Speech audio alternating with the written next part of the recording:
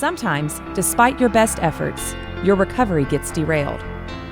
Powerful life triggers, a lack of support, a wrong turn. Relapse happens. It's frustrating, but the important thing is to not wait another day to get back on track. Foundation's Recovery Network is here to help, with more than a dozen outpatient programs and 6 residential treatment centers to choose from. Our co-occurring treatment model gets to the root of your addiction, putting you back on the road to recovery. Call 877-714-1318 to reach our confidential helpline 24/7. We're waiting by the phone. That Sober Guy podcast contains adult content, merciless truth, and emotional nudity. Listener discretion is advised.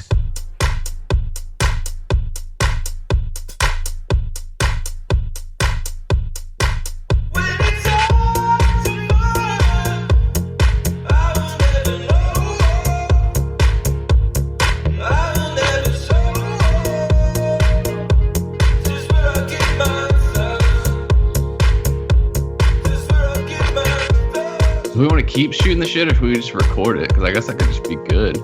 Let's just record it. I feel like I'm good. I'm pretty warm. Cool. You good? Yeah. All right. Do you want to? Are you recording on your end? Yeah. I just hit record like a minute before you said that too, because I wasn't sure. I thought maybe you guys were already recording. So if that works, then. Oh yeah, no, we are now, but. I need to start guerrilla recording people. It's like, oh no, we're good. We're good. Just sometimes you get the best content in those moments, you know. Oh, for sure. So what's your day job?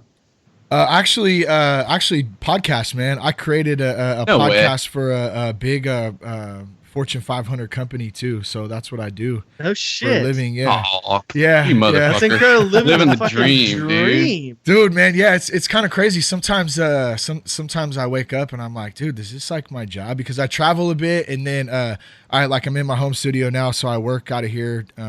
Sometimes just depending on what I'm working on, what project, and I started Sober Guy back in. Let's see. Well, I went to rehab in 2013, September 2013, and then I started Sober Guy in 2014. Oh, September what? What September day? 11th. Oh, I'm September 23rd. Oh shit, that's my sponsor close. sobriety date. 01. September 11th. 01. Oh wow, he got sober on that day. Yeah. He saw the tower going, and he was like, "Fuck this, I gotta sober up." Man, it's so funny. His buddy called him that day and was like, "I told you, John. I told you. As soon as he got sober, the world was gonna end." Man, dude. He's like, well, you're not wrong. Yeah. That's quite the day. Mine would have been the opposite probably on that day. I would have been going crazy into the alcohol and drugs at that point. Oh yeah, an early day, but me too. Me too. Yeah, so I went to treatment then, in 2013, and then I started Sober Guy 2014, and then was that your first foray into podcasting? Yeah, it was, dude, it was kind of one of those crazy, I really refer to it as a God moment. I mean, there was a couple of them leading up to going to treatment. And then I have a background in music, so I had a lot of experience in recording and audio and live sound and all that stuff. So I mean, I kind of had I had some general knowledge, but I didn't really know what the hell a podcast really was at the time. Other than I think I had listened to a show called The New Man, and that kind of got me rolling. I literally sat up in bed one night and I was like, man, you know what? I'm gonna start a podcast and I'm just gonna talk about my recovery and. Hopefully it helps some people. I'm hoping it'll help me stay sober too. Well, so you started one for a Fortune 500 company, and Jay's thing is he's always freaking out about his anonymity with his fancy pants job. So that's why I was like, has your yeah. Oh yeah, sorry everyone. I just made air quotes absolutely over his fancy. Yes, pants I see him. Yes, got to do the air quotes, man. Yeah, those are rad. Much appreciated. So like, has it been an issue? No, with your other jobs? Everybody knows, obviously. Yeah, I mean, I was real open about it. I mean, not at first, because I actually worked for the same company still that I worked for when I went to rehab. So they actually helped put me through rehab. So at first, I mean, I was a little bit hesitant, I guess, but I've always, I respect the anonymity thing. For me, I just didn't feel like I wanted to hold anything secret any longer, because I had just kept like so many secrets for so long that I was just kind of like, screw it, like I'm just gonna let it out. And if people, I don't really care how they take to it, because my goal is to, number one, keep myself sober. And I just felt like there were so many other people out there that were struggling with it, and nobody talks about it. So like, I'm just gonna just let it out. And my homie Seth has always kind of been like that too. Like, and it's amazing. I'm sure you guys probably go through this too. When you start, even if it's like a random person, I'll start talking to someone, it almost every single time there's somebody, either if it's not themselves, like their cousin or their brother or somebody suffers from like, a mental health disorder or addiction, alcoholism. So, I mean, it's running rampant all over. Yeah, it's pretty much everyone we talk to. Mm-hmm. Oh, is that a Bang you're drinking? Dude, I'm not going to get... Dude, those are insane. I'm a caffeine junkie, and those are a little much for me. Yeah. Like, Jay can attest to that. Those are intense. Dude, they are. They're like, I'll do them, before I work out, and sometimes after, and today it just happened to be a little after. My wife was giving me some shit for it the other night, because we did like this, we're helping with the 1 Million Mohawks campaign. So May is Mental Health Awareness Month. And so the URock Foundation, a couple other homies rise together, and they are kind of doing this thing called 1 Million Mohawks. And so you shave a mohawk in your head and then you hashtag it. And it's really, really, really cool. Really cool, thing to do, I guess, in support of mental health.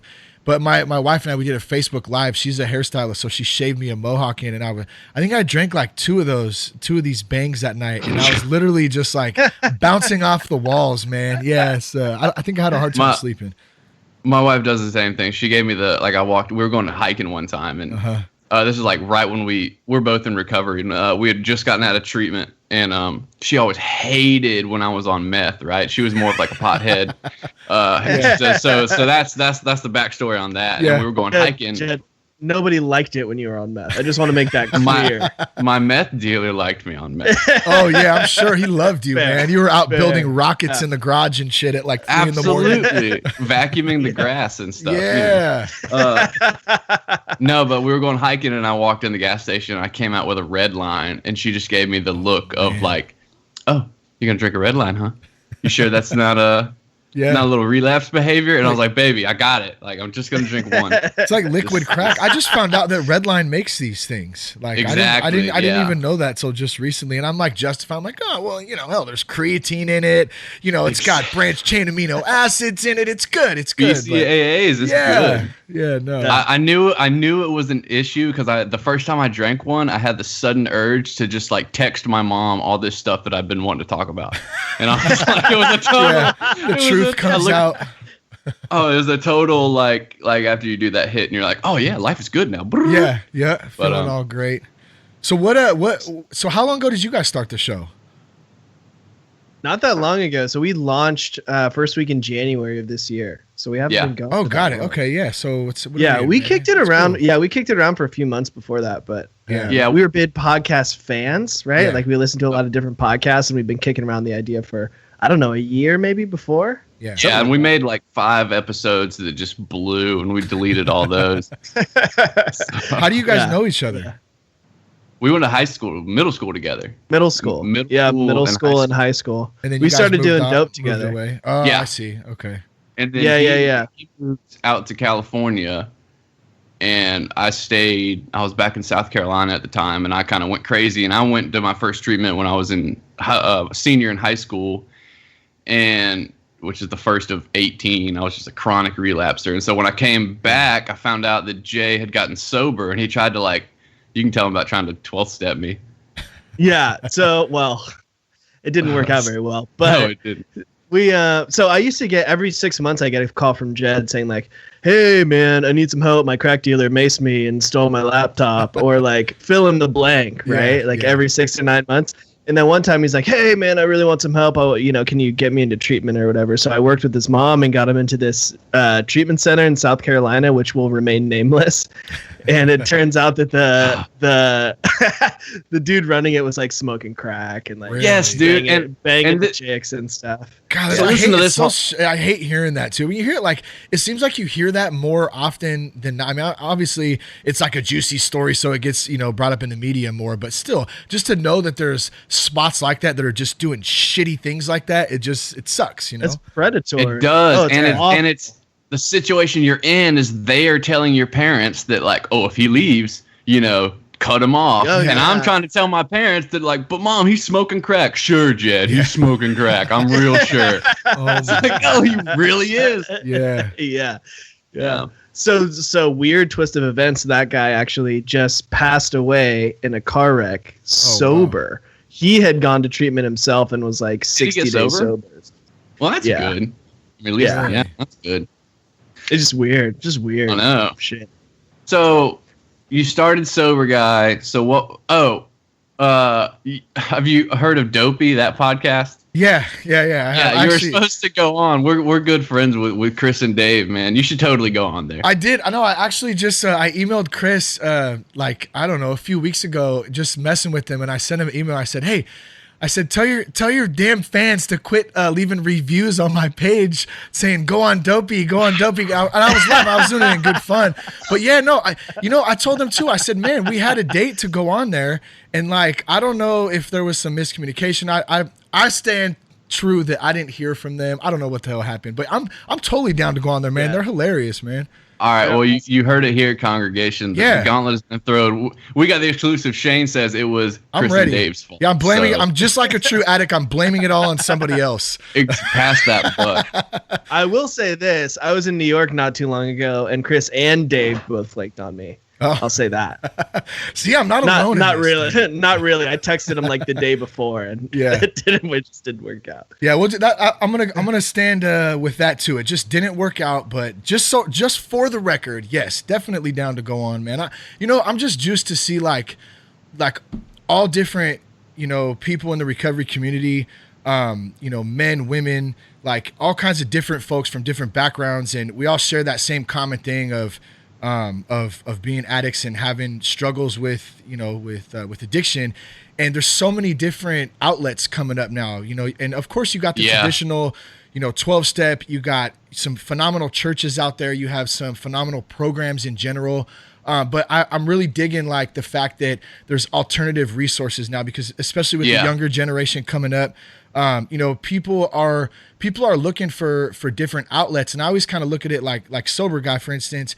I hope that it can just be like that bridge to help bridge that gap for maybe somebody who either doesn't want to step foot in a church, doesn't want to step foot in a 12-step program, doesn't want to, get any info about rehab. Like maybe it can just help bridge that gap and say like, damn, like you're not alone out there. There's some other, weird, but I guess quote unquote, I'll do the air quotes for you, Jed, like you did, like weird, normal people out there that are trying to do some good things. And so it's really cool to see, man.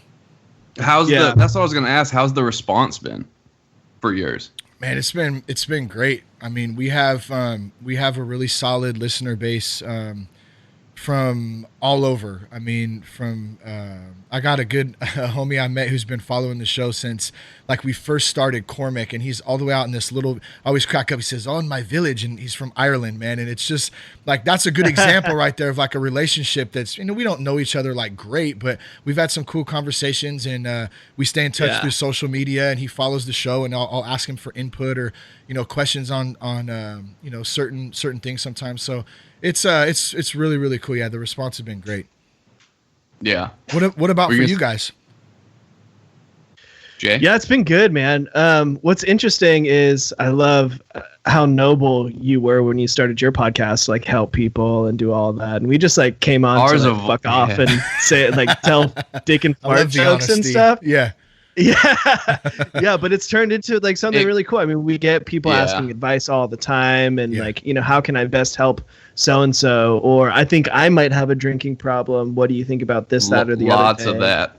Yeah. And it's been interesting. It's been a really cool thing. So it's turned into something that I think has been a vehicle of hopefully some help for some folks. Yeah. While we still get to tell dick and fart jokes. So Dick and fart jokes are great, and like I can be when I'm like a 95-year-old man, if I'm lucky enough to live like that long, like a fart is still good. Like as a matter of fact, I was in the store the other day, and I'm sitting there, and I was looking for like a garage sale sign or whatever, right? And I'm sitting there, and there's this old man, you know. And I say that respectfully, older gentleman, right? A few feet away from me, maybe like 10 feet away. And all of a sudden, dude just rips ass, bro. Just shreds it. And I look over, and the dude doesn't even bat an eye. And you know, and I thought about it for a second. I go, man, when you're like as old as this dude over here, he's probably like in his 70s, maybe 80s. He's an older dude. Like you can just fart in public and it's completely 100% acceptable. Like here you go. Oh, yeah. You can have at it. You can do whatever you want, right?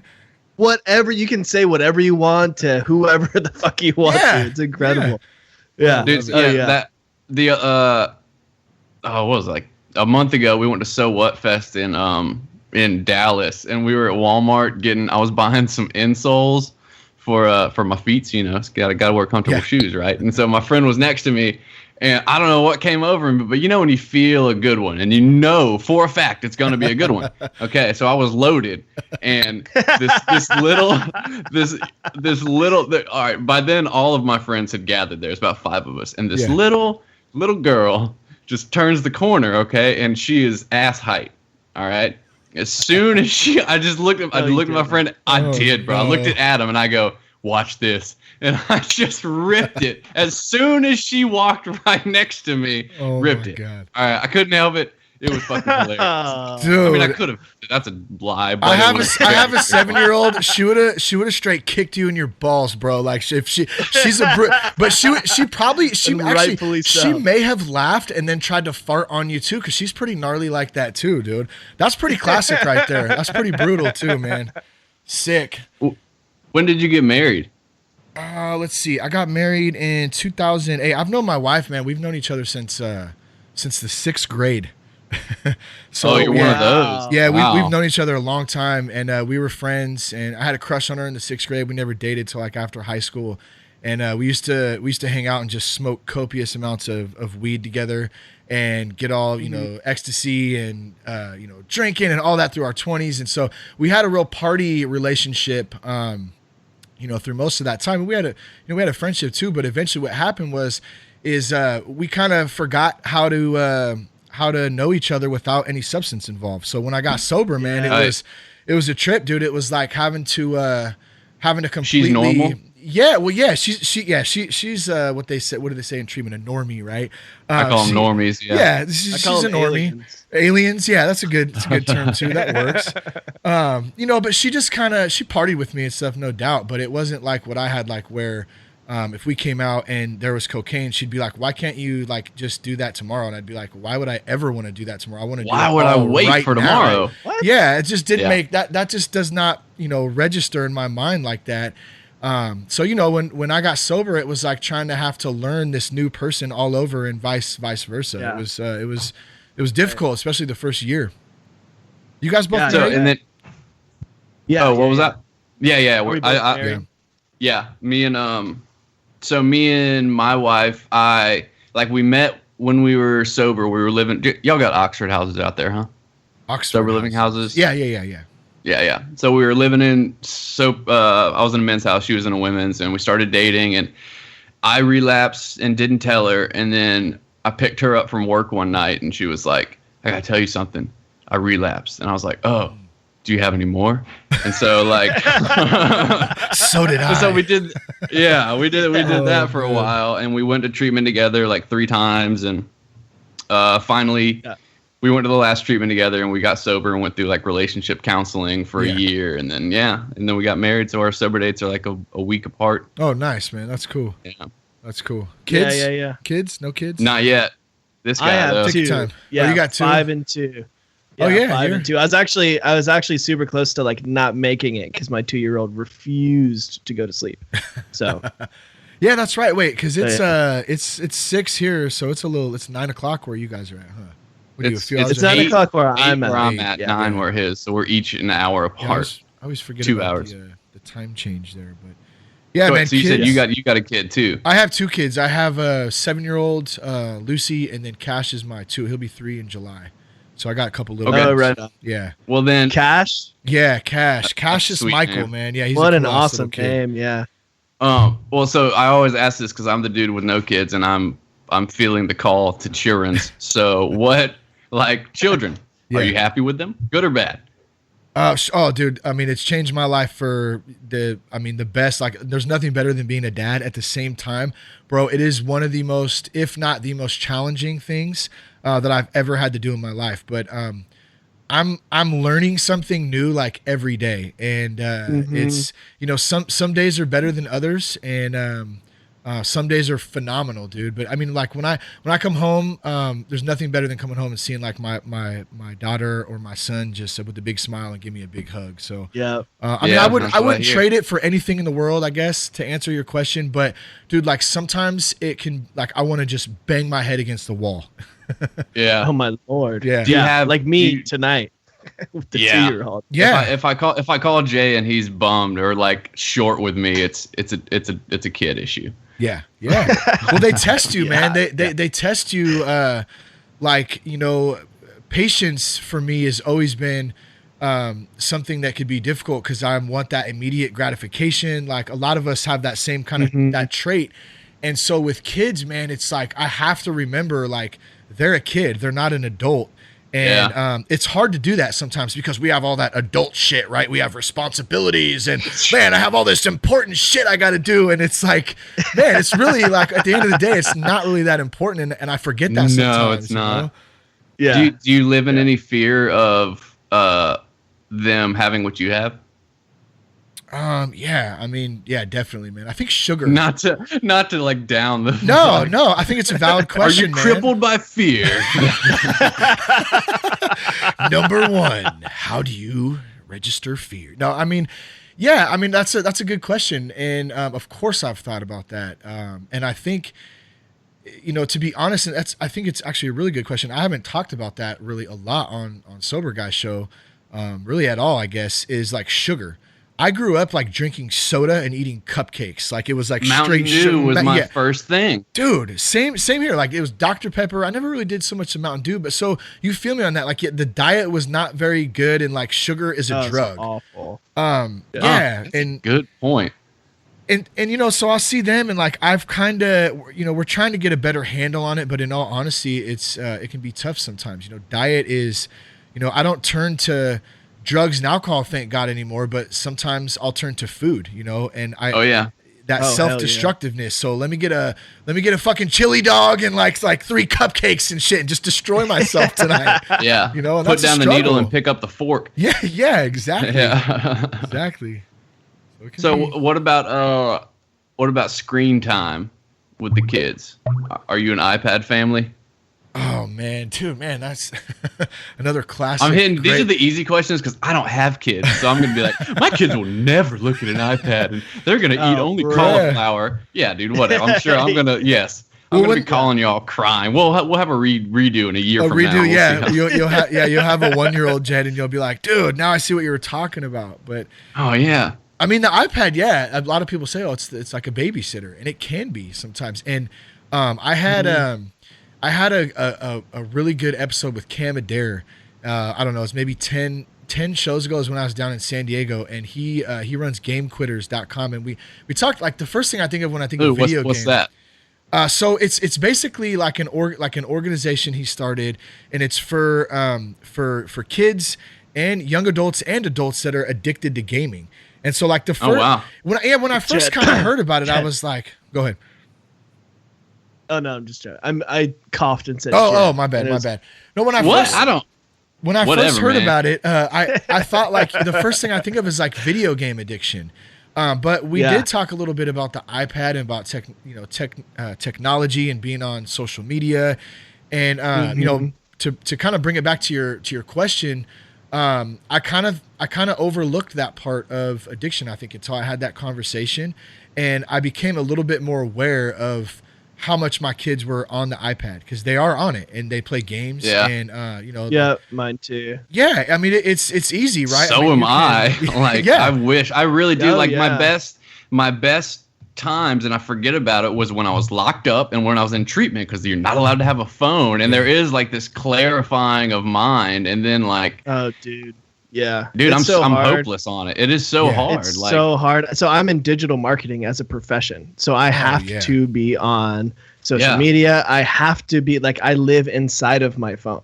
Yeah. Like even when I'm on vacation, I have to be accessible via email and yada yada yada. It's so fucking hard. And I've noticed that phenomenon of like in my chill time, and they say it's because of notifications that like this phenomenon develops where like even in my sitting down, and I've already got like OCD and depression, so in my downtime I've got this nagging feeling that like there's something I'm supposed to be doing. There's something I'm supposed to be doing. I need to process. I'm missing something. There's something I need to work through. And it's just like, no, there isn't, man. You can just chill. I used to have that same like neuroses about parties, right? In like high school and college. Like, am I missing something? Am I missing something? I have to go out to the bar. Am I missing something? Am I missing something? And I feel that same way about email notifications and Facebook notifications and yada yada yada. Yeah, when it gets like robotic too. You just start checking it like without. It's so subconscious, and I'll find myself subconsciously doing it, and then I have to stop and be like, dude, you just checked that shit like 4 minutes ago. Like, what do you like? Put it away. And the best thing I did last October, and we're planning another trip this year. I did a lot of backpacking when I was a kid before I really started partying and stuff, and that's actually probably about the time I quit, was when I was 14, 15. I quit going backpacking. I picked up drugs and alcohol instead. But we took a backpacking trip and up to the Sierras up by Truckee, and like just unplugged for 3 days because you don't have any service up there. Your phone doesn't work. You're out in the cuts. Dope. Yeah, it was super, super rad. We had a really good time, and it was so refreshing just to not have to, subconsciously look at your phone. I blew a stove up. I blew this propane stove up and like threw it in the lake, and it was just like, there was some funny, some funny things that happened, and I mean it was cool, man. It was a good time. So I think it's important to disconnect if you can, at least once a year. For sure.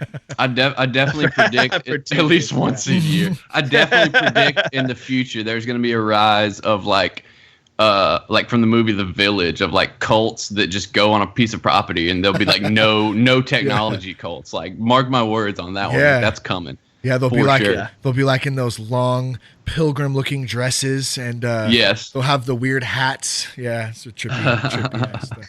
I better stop there before I get myself in trouble. So what? Yeah, I know. You don't want to trigger the pilgrims out there. No, they won't like that. They're a very commanding force. But so what got you sober, man? What went so bad in Shane's life that you had to put down the dope? What was your thing, by the way? Your main thing? Well, the old counselor question. If I had a table and you could pick anything, what would you pick? I always said it was like a buffet, but I mean, because I would pretty much like just whatever was there, but. I guess I identify as an alcoholic, if you want to put it like that, right? Because alcohol was always like the foundation. Like, there was always alcohol, but alcohol and then weed. Like, we had a motto. It was Dank Alumni. Like, I don't get high, I stay high. So I was just high all the time. And then from right when I got up in the morning until I, passed out at night. And then throughout that, there could be a combination of, usually liquor, beer, and then cocaine or prescription pills. So it was kind of, and the coke was what really got me like, that one would really mess me up mentally, man, because I could go, I never wanted to stop, I never wanted to stop. And that's a classic thing with cocaine. I mean, you get a little taste of it and you just want to, like I just wanted to just go, just pedal to the metal, and I didn't care, and I would make bad decisions, and towards the end, I guess to kind of answer your question, what stopped me, man, I mean, I was waking up every day and I was swearing up and down that I was going to stop and that I was going to, change and quit this shit that I was doing. My daughter was like 2 at the time. And I didn't want her growing up like I grew up in a a pretty unhealthy environment with alcohol and drugs around, and I guess I was exhausted, man. I was really, like you were saying earlier, just about that trying to chase that down, especially if you're talking about crank. That's a whole different story, but similar, I guess. it's fucking exhausting. Oh yeah, it's exhausting. Like, where am I going to get it? How am I going to get it? Like, my finances are a mess right now. Like, luckily I was able to keep a job just by the skin of my teeth. But yeah, I guess I was literally exhausted, and like they say in the rooms, I was like willing to go to any length. I had tried a couple times before to stop, and I always went back to it. Try, the trade off. I'll just smoke weed for a week, or I'll just drink, or and it just never worked, man. It was exhausting. No. It is exhausting. It is. I'm exhausted just thinking about it. I was about to say, just thinking about it. It is more than a full-time job, dude. How old? If you don't mind me asking, how old are both you guys? I do mind you asking. So. Oh, fucking shit. I'm thoroughly offended. I turned 30 in December. You turned 30 or you'll be 30? I just turned 30. You just turned 30, okay. Yeah. And I'm 29. I'll be 30 in August. Oh, cool. Okay. So I'm 35. I'll be 36 in July. So right on. Yeah, nice. I'm the gray hair is coming in soon, but man, it's like a salt and peppery gray that I hope. Cool. That cool guy that has like the salt and pepper gray hair, and I hope I look like that guy, or I'm just gonna fucking shave my head. I think it will. My friend Dirty, he's going gray at like 32, and he actually had a girl, because it's popular now. He had a girl come up and be like, "Oh, who did your dye job?" And he was like, He's like, it's gray. That's dude. so funny. Like, I wish I had gray. Every time the hairdresser puts the mirror behind my head, there's less and less. Every time, like, son of a. You're going bald? If only I would go gray. You have the Guess Who? You have the Guess Who? A little. Yeah. Oh yeah. The Guess Who. Remember that? Is your guy bald? Man. Guess Who? The classic. Yeah. My grandpa's just full like white silverback, so it's gonna be great. I'll keep the hair and it'll just turn a crisp white. So what's the recovery community out there like? In California, man, I mean, it's great. I mean, there's people all over the place. I went to treatment out in Sebastopol, California, which is, I guess what is it's not. It's Where not is that? It's kind of by it's kind of by Isn't Santa that in Rosa. Iraq? Oh, okay. Yeah, it might sound like it. It's kind of by Santa Rosa area. I mean, it's well known for It's a mad area to grow dank in. Like, it's got the most lush. It's right by the coast. I mean, like, if you talk like that, Humboldt County, all that kind of stuff Humboldt down County. The coast. Yeah, I mean, it's not Humboldt County. Yeah. I think it's Sonoma County. But from like Sonoma County up, when you start getting into Mendocino and Humboldt, that whole area there is just lush with greenery. So that's where I went to treatment at. And yeah, there's a whole bunch of a huge recovery community out there.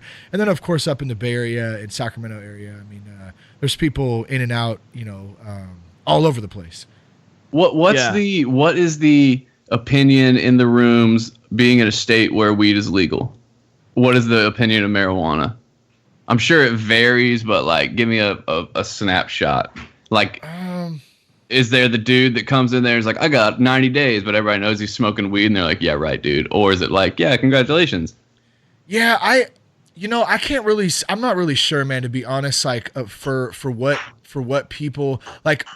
I'll put it like this: like I feel like in my own personal thing, like I don't have anything against pot actually. I think that some people can use it and use it responsibly. Yeah. I mean, just like alcohol, I guess some people can have a beer. I don't understand it. Like, why do you want to have a beer? That doesn't make any sense to me. Exactly. But like some people can actually do that. Some people can do it with weed. I don't, however, understand the fact when people say that they're sober, but they still smoke pot. Like, to me, that's not really sober. I don't. You smoke pot. I mean, and I'm not judging them. I don't really give a shit, to be honest. But like, for me, if I'm sober, that means like I have clean blood. Like, as far as weed and coke and alcohol. I got a shitload of caffeine in my blood. So if you consider that unclean, then I guess I'm guilty. I guess not. Yeah. But I mean, I guess that's a tough one for me because I don't really know how it's such a. Well, does it come up a lot? I mean, because weed isn't legal here yet, so I've always just been curious about like what it would be like. And have you heard of high sobriety? That's in California with Joe Schrank. That's in LA. in LA. He started it's a halfway house where they allow medical marijuana as like a maintenance therapy. Yeah. I have interesting. Heard, yeah, I haven't heard of that spot. I'll have to look into it though. It sounds interesting. I have heard of some people using, because a lot of people, they say that it helps them with their depression, with their anxiety. And I'm not anybody. If that helps you, that's awesome. Like, do what you got to do. It skyrockets my anxiety. And and that's what I was gonna say, man. It makes me like, It makes me have anxiety, and it does something to me mentally. I can't just relax on that shit. I got to be up and like I used to love getting up and like, getting high all day and like mowing the lawn and like doing stuff. You know what I mean? Like, and if I'm sitting around just stoned, I start getting in my own head and going crazy. That's why I don't smoke. Oh yeah, for sure. Yeah. Yeah, I don't know the legal thing though. I mean, the legal thing to me, like I said with the booze, if you can smoke, if you can drink responsibly, that's up to, someone's own choice. For me, it just doesn't work. Yeah. Yeah. And I spent summers in North County, San Diego, and my wife is from Encinitas and stuff, and it was so generally accepted there before it was legal that like I don't foresee it if Central California, Northern California is anything like Southern California. I don't see it like the society changing just because marijuana is legal now. Yeah. Yeah. No, I mean, it's pretty much considered legal here. You know what I mean? I mean, it is legal, but it's already been looked at as that for a long time. It's a non-issue type of thing. It is kind of a non-issue. And it's so, I mean, when we go back, I mentioned Mendocino and Humboldt and stuff. I mean, if you look at the economies up there, dude, that's what runs the economy up there. I mean, is bud. Mm-hmm. It's a business up there, and it really does, run a lot of economies in the state of California too. And I think and I'm not any expert on this by any means, but from what I've heard, if you look at states like Colorado, they are, they're doing very well. Oh, yeah, but I understand. Banking, since going to that, to that kind of, what's it called, outline, I guess. But I mean, what are the repercussions of that? Are we going to see him now? I don't know. Are we going to see him 10 years down the road? Who knows? That's why I'm into podcasting and not trying to be the expert on pot. I'm an armchair legislator. Just so. Hey, me too, though. I am, man. I am too. So, how many episodes in are you on Sober Guy? I just recorded 143 today, I think. Nice. Yeah, so we're doing good, man. I put one out every Friday.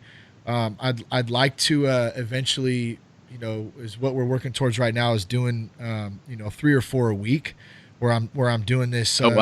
Doing this full time, and but one thing at a time, and I'm just kind of doing what's put in front of me, I guess, right now, as they would say. Sure. Who's the coolest person you've had on? Oh man, dude, I've had, or like your favorite. I've had a lot of cool people to talk to, a lot of interesting people. A couple. The answer is church and other drugs, by the way. Yeah, yes, exactly. Church and other drugs. Yes, thank you. See, I knew I was racking my brain for something. Right on the tip of his tongue, I could tell. Yeah, well, of course, you guys, come on.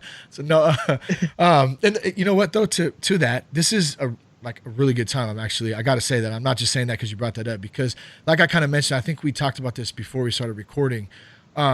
This can be a serious topic. I guess it's serious how you want to make it, right? And it's good. Like, we have to have fun in recovery. You got to joke around. You got to have a good time. If you don't, like, why be sober? I might as well just go back to being a dope fiend, because for sure. Like, life, doesn't have to be lame and be sober. You can have a great time, and you can do that by dicking around a bit. But I guess one of my favorite guests that was sentimental to me is, I grew up watching the band Papa Roach. They're from my hometown of Vacaville. And, nice. Going to shows like when I was like 15 and 16 was a huge part of my life. Like, we did them here in Vacaville at the Three Oaks Community Center. And we would go to Sacramento to this club Bojangles, and to Gilman and Berkeley, and out in San Francisco. I remember going to the bottom of the hill And so that little time in my life was a really, really cool time. And then Papa Roach ended up, putting out a major record, and they ended up having, some great success in the music industry, and super cool guys. And Jacoby, went down his own path and ended up getting on the recovery train. And I got an opportunity to talk to him out at I think it was at the Fillmore, out in San Francisco. Oh, cool. Yeah, oh, nice. And it was fun, That's man. awesome. And so that was kind of like one of those sentimental ones, I guess. That was a good time. We got to go out to the show, my wife and I, and watch them play, and then do a cool little interview and stuff. And so yeah, that's definitely one that stands out. That's rad. Yeah. It is cool. That's the first riff I ever learned how to play was that. Yeah. Oh, yeah. From Last Resort. The first riff I ever learned how to play on guitar. Yeah. That's That's too rad. funny. It is cool that a ton of musicians and always been actors and stuff, but a ton of people are hopping on the recovery train. I guess it's bad because like a ton of people are getting fucked up, but at least they're going on our side now. Oh yeah. I think it's cool though, and as much as I harp on my anonymity for my reasons, I think it's dope, and part of what you're doing and part of what we're doing is kind of normalizing alcoholism and drug addiction, right? And so we're hopefully given some elbow room for folks that might have a little more to lose to come out of the gate and say like, I struggled with whatever. And so I think that as society gets educated, as we understand that alcoholism and drug addiction is a disease, these folks are going to continue to come out, I think, hopefully more instead of less. So.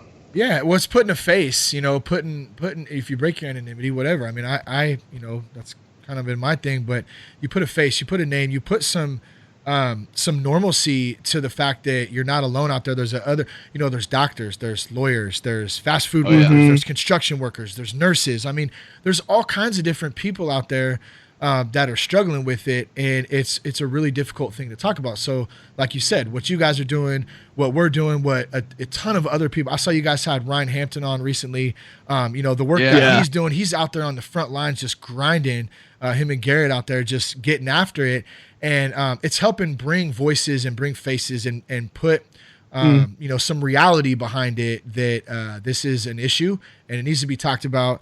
And once we start talking about it, people can get the help they need and know that they're not alone. Yeah, because even in the podcast world, like the pickings are pretty slim. Like we're pretty ground floor on this, I would say. Like, there's not many other houses on the block. Yeah, no, I know, and I remember, when kind of. I had that idea, like I'm going to start, this podcast or whatever. I remember searching and just thinking like, man, there's not really much. It's not really much. I mean, there was a couple, I think, at the time, but there wasn't really much out there. And that's why I was kind of telling you guys, it's cool to see, people kind of banding together and getting creative and having some fun with it and talking about it. I mean, because technology is allowing people to do things right now that were unheard of, 10, 15 years ago. And it's changing people's lives, man. I get some gnarly ass emails like from people who I'm just wow, And it's like, how do you respond to some of those sometimes? For real. Yeah. I feel like completely inadequate is what it is. It's incredibly humbling. And I'm like, okay, I've been sober for 8 years, but I am not qualified to answer this email. Yeah, we got some from Germany that threw us off. We're like, okay. Really? Yeah, you get them from across the globe. It's like, wow, man. That's, I know, it's a trip. But when they say like, hey, man, the work you're doing is great and keep it up, that like there's been numerous times, and not so much lately, but definitely in the first year of the show, like where, I had moments where I wanted to kind of give up, and to have like that anchor of a recovery program, a community, and then like that's why I actually do talk about this a lot on the show. I think this is a really important thing. You find something that you're passionate about, right? Like I'm really passionate about media. I love music. I love being on a microphone. I've always been like that. I enjoy it, and if it's helping other people and helping me at the same time, that's like my passion, and it's helped to keep me sober. So it doesn't have to be a podcast. Like a win-win. Yeah, exactly. It's a win-win, and you're doing something that you enjoy. Otherwise, you wouldn't be doing it. And so for other people out there listening, you know, who are trying to get sober, or maybe you're trying to stay sober, you know, find something you enjoy to do. It doesn't have to be a podcast. I mean, it could be riding your bike, you know what I mean? Building your bike. I mean, there's all different kinds of things. And if you find that one thing and then it turns around and helps other people, man, it's a beautiful thing. Yeah, purpose was the big thing my last counselor instilled in me, and it's been the truth, because it's like if I don't have a reason for existing, then like I'm not gonna want to exist, man, or I'm just gonna want to just give up and go back to what I know, which is I'm a real good junkie. You know what I mean? Like I could, you know, well, damn I good. excel. Yeah, excel. Flying colors. Yeah, that's comedy. I'm getting the buzz that we got to start wrapping it up soon. Yeah, you know, it's a good conversation when like 45 minutes just fly. Yeah, I know it goes by quick, man. We had some good stuff, man. So I want to reference one. I was looking at your guys' episodes, and I noticed, you know, we haven't really talked about church much, so I'm going to bring this up a little bit. Oh yeah. Please, that's cool. no, It's totally cool. I was going through some of the episodes, and I have a long drive down. I go out to Fresno, which I recently discovered was not. I used to refer to it as the armpit of California, and my buddy told me that it is the taint of California. So that and Bakersfield is the taint. So if you're from Bakersfield or Fresno, I hope you don't take offense to that, but it's really dry and it's hot as shit, and not one of my favorite places to go. But I had a sponsee the other day who was like, yeah, I'm going to go to the Grand Canyon and I'm going to go spend 4 days in Bakersfield. And I was like, congratulations. Why the fuck would you want to go to Bakersfield? Yeah, man. Like, no, there's nothing out there. It's so dry and hot, and you get valley fever, and you can't see. Anyways, so I have a long drive down there tomorrow for the corporate show. And so I think I'll pop this in on my way, but I think it's episode 13. And you had a buddy named Jay who was an intern at Elevation Church. Oh yeah, and I'm gonna check that one out. I'm interested to see what that's all about, man. I don't know if you want to comment on that. I don't want to spoil. Yeah, I don't want to spoil anything for you. Okay, all right. It's our most downloaded episode. Is it really? It's by far. Yeah. Well, so. Anyway, it's interesting. Because part of our thing is, so we alternate between, because we're Christians and we found, like, you know, you can't really talk about Christianity in meetings and you can't really talk about meetings in church. So we're in this little spot. So we'll kind of alternate between like church stuff and then recovery stuff. And we found what's funny is that like Jacoby too just became a Christian. I've read. So it's like there's more than we thought of meeting in the middle. Do you guys do you find that hard though to kind of set, like, I only ask you that because I'm wondering from my own knowledge too. I find that hard sometimes. It's like, I'm a Christian. I love Jesus. Like, I love God, but like, I still have this side to me that is like, that's funny. You know what I mean? Like, there's this side that is like, it's just, you know, I don't know. It's like a bad side sometimes. Like, I still have a filthy mouth sometimes, and I try to do good. Oh, I have a filthy mouth all the time. Right, I'm not alone. I'm not alone. Well, then that's what I'm saying. Then our show is like perfect for it. That's our thing, is like, obviously God has called us to live in the muck and mire of drug addicts and alcoholics. Yeah. And it's just so ineffective to try to be like, hey, you need to like check out this Jesus dude, and be like, why? So I can like pretend to be a good guy. And it's like, no, that's not even at all what it is. But to break down that wall, you have to convince people that that's not what it is, that he loves you as you are, and you don't have to bring anything to the table, man. And like, it's good, you know. Yeah. Man. And so I've found, and part of for Jed and I is we went through this long deconstruction from like hardcore legalism into kind of a more finding a better relationship with a more accepting perspective on God and Jesus Christ, right? And so like at my house church, we say fuck all the time, right? And it's totally cool. It's totally cool. But I still find it hard to bring like to talk about my drug addiction and alcohol. They accept it, and like they accept me for who I am. They're stoked. Like when my sobriety anniversary comes around, they're stoked for me. But a lot of that thinking they don't get, right? No, and so we're still in this like weird spot. And they drink craft beer and stuff, and which is fine. That's the popular thing in Christianity right now. I didn't mean to cut you off. I'm sorry. Did I cut you off? No, I wasn't going to say anything. No, I'm listening. I'm loving it. No. Jay, that's the first time I apologize to Jay. I usually cut him off all the time. Yeah, that just one cut I'm him sorry off for. and roll. That's the super popular thing, and every modern Christian podcast is like paired with like, this is what we're drinking and stuff. Yeah. And so it's like, well, that's not me. You know, I tried that too. I went to like this one church. I was like, maybe I'm not an alcoholic, and like they were having it was like a youth group, like a college group Sunday night, and we were like drinking cigars and like this certain kind of brandy or something you dip it in, and like I would just like sneak to the bathroom and like chug it while no one was looking, and I was like, well, this is working out. Like I'm the only one here that's wasted. So man, that is comedy. Yeah, I know, but I know what you guys are saying on that. Like it's tough sometimes to kind of navigate through that, and I feel like our church here is great. It's the Father's House in Vacaville, and like our Pastor Dave, phenomenal dude who struggled with addiction. So he's very open about that, like in in his early years. Yeah. And so it's kind of what you're saying, like coming from that legalistic, like I was raised Catholic, so it was very traditional. It was very like stand sit, like you go to catechism, you do all that stuff. And so for me to step out into this Christian church was like a huge step for me. I felt like I was abandoning like my roots, my relatives and stuff. And but man, it's been, I mean, dude, nothing better in my life since I made that jump, you know. So good stuff. And that's man. And that's cool. And it's like I never would have known that. Or like, so that's serendipitous for sure. That's very cool. That's very cool. But yeah, man, we'll have to do this again. Yeah, it was fun, man. I'd love to. Yeah, most definitely. It was, man. Yeah. Cool. Awesome, man. Yeah, thank you guys. I appreciate you guys reaching out and spending some time and stuff. Yeah, let's definitely do it again. And man, we should get a panel. We should get a panel show with the Dopey podcast. How about that? Dude, that'd be rad. That would be hilarious. That would be rad. Yes, that would be funny. Super fun. All right. Yeah, I'm gonna text Dave that. All right. Cool, man. Well, right on, fellas. Right. I appreciate you guys' time, man. Thank you. I hit stop. You too, man. Yeah. Okay, cool. Yeah. Sweet, dude. Yeah, thanks, awesome. man. Yeah.